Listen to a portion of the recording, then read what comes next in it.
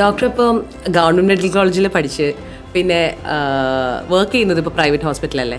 അപ്പം എങ്ങനെ ഉണ്ടായിരുന്നു ആ ഒരു journey? Like what was the difference? ഗവൺമെൻറ്റിൽ എങ്ങനെ ഉണ്ടായിരുന്നു, പ്രൈവറ്റിൽ what difference does it make?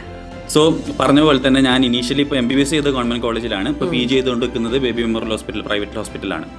അപ്പോൾ പുറത്തുനിന്ന് നോക്കുമ്പം ലൈക്ക് ഇപ്പോൾ നമ്മളിപ്പോൾ ഒരു MBBS ഗവൺമെൻറ്റിന് ചെയ്താലും പ്രൈവറ്റിന് ചെയ്ത് കഴിഞ്ഞാലും പുറത്തുനിന്ന് നോക്കുമ്പോൾ നമുക്ക് എല്ലാവർക്കും അറിയുന്നൊരു കാര്യം എന്ന് പറഞ്ഞു കഴിഞ്ഞാൽ പ്രൈവറ്റിൽ ഫീസ് കുറച്ച് കൂടുതലുണ്ടായിരിക്കും. അപ്പം അതാണ് നമ്മൾ പ്രൈവറ്റിൻ്റെ ഒരു പ്രശ്നമായിട്ട് എല്ലാവരും പറയുന്നത്.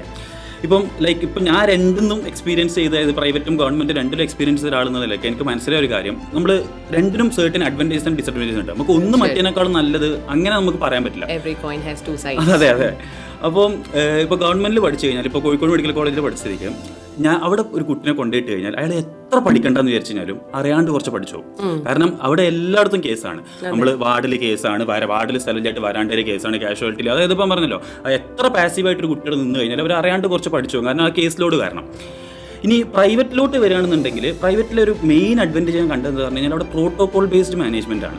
കാരണം അവിടെ റിസോഴ്സസ് ഒരിക്കലും ലിമിറ്റഡ് അല്ല. ഇപ്പോൾ നമ്മൾ ഇന്ത്യ പോലത്തെ ഒരു ഡെവലപ്പിംഗ് രാജ്യത്ത് ഗവൺമെന്റ് ഹോസ്പിറ്റലിൽ എന്തായാലും റിസോഴ്സസിന് കുറേ ലിമിറ്റേഷൻസ് ഉണ്ട്.